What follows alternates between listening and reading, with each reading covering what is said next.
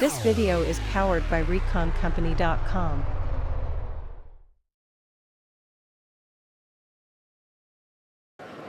Hallo an den Smartphones und Laptops dieser Welt von der SHOT Show 2024. Eines der Highlights für uns persönlich, weil es einfach schon sich wie Familie anfühlt, ist natürlich der Besuch beim TOPS-Stand. Und da sind wir jetzt gerade und wir gehen kurz über die Neuheiten für 2024.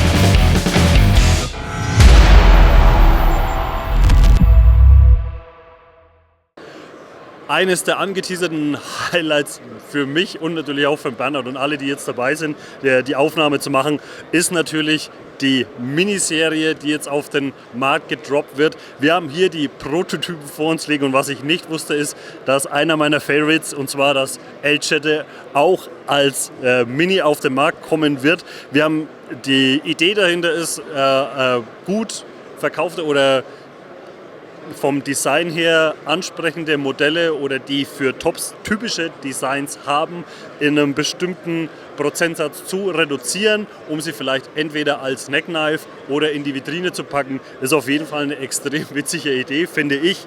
Und wie man es hier sieht, wir haben einmal das El-Jette als Mini, das El Chapo, wo uns gesagt wurde, dass das einer der Verkaufsschlager bei Tops ist, und natürlich das FMS, was sich perfekt als Neckknife eignen wird.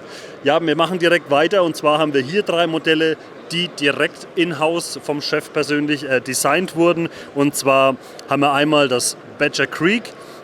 Ihr seht schon, das ist eine sehr traditionelle Bowie-Klingenform und auch mit den Details, was den G10 und die Liner betrifft, auf jeden Fall sehr gut gewählt. Haben hier einen Stonewash-Finish drauf, macht einen sehr hübschen Eindruck und vielleicht für den einen oder anderen Oldschooler interessant. Dann machen wir hier gleich weiter, und zwar mit dem Streamside Dicer. Wie man schon sieht, das ist jetzt nicht unbedingt was man vielleicht in den Outdoor-Bereich mit rausnimmt, außer vielleicht als Campknife. Wir haben es hier mit einem Filetiermesser oder beziehungsweise einem Küchenmesser zu tun, und der große Unterschied hier bei dem Modell ist, dass es sich hier um Stainless Steel, also um rostfreien Stahl handelt. Woran merkt ihr das? Ganz klar, bei Tops wurde uns gerade mitgeteilt, wenn ihr einen anderen Stahl als 1095 bei einem Tops-Modell habt, dann wird es irgendwo auf der Klinge vermerkt sein. Also ihr werdet es auf jeden Fall sehen, wenn ihr euch nicht sicher seid, und ihr seht es hier auf der Rückseite, zeigen wir noch in den Close-Ups.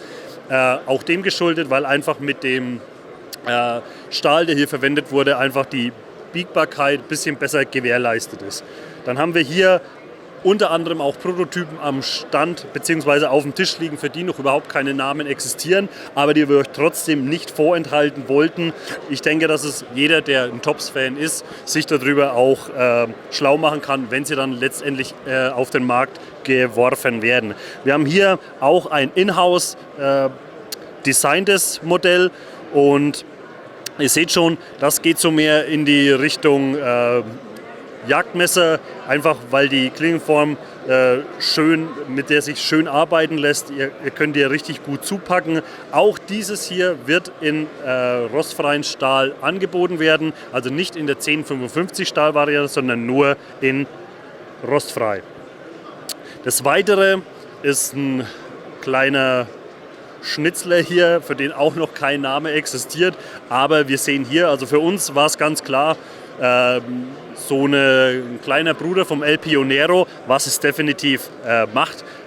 Wieder ganz schöne kleine Details, die das Ganze einfach so unverkennbar Tops typisch machen. Wir haben hier am Tipp vorne so eine leichte Kurve drin.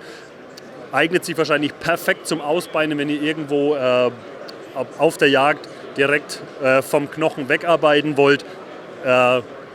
Zitat, it's a little bit stabby. Dann haben wir hier 3 Modelle, die von externen Designern gemacht wurden. Wir haben hier wieder einen Prototyp Karambit Kukri Variation und wurde von einem Lieferanten bzw. einem Retailer von Tops designt und war auch für die Jungs von Tops ein ganz neuer Designansatz, einfach die Karambit-Variante mit einem Kukri-Design zu verbinden. Habt hier im Prinzip die gleichen Vorzüge bzw.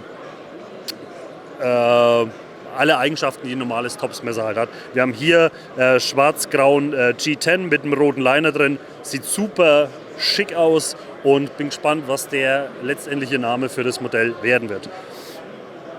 Dann haben wir hier das Abanico.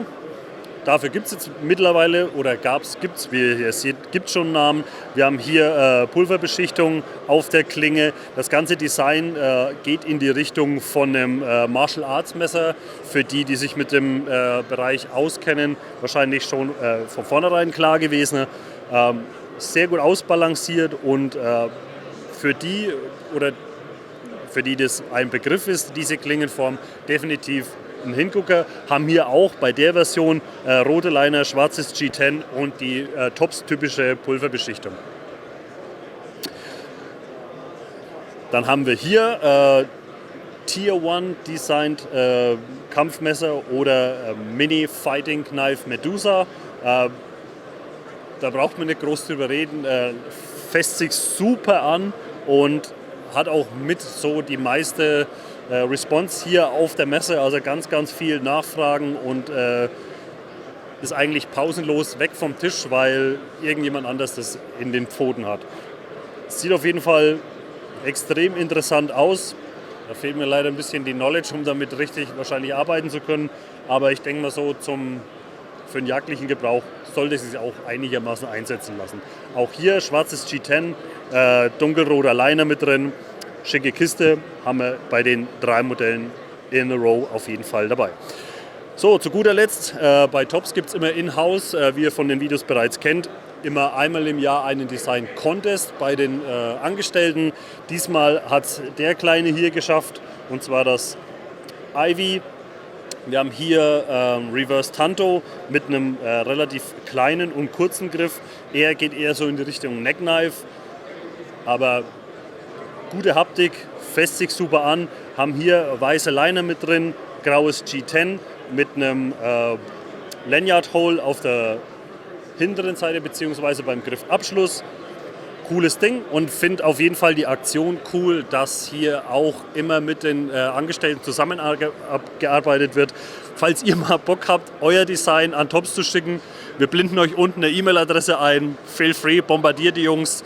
Wenn ihr Fragen zu den Modellen habt, die am Tisch liegen oder selbst schon mit Tops-Messern arbeitet oder Tops-Messersammler seid und einfach eine Frage dazu habt, schreibt uns in die Kommentare. Wenn euch das Video gefallen hat, lasst ein Like da, abonniert den Kanal, drückt die Glocke und das war's von uns.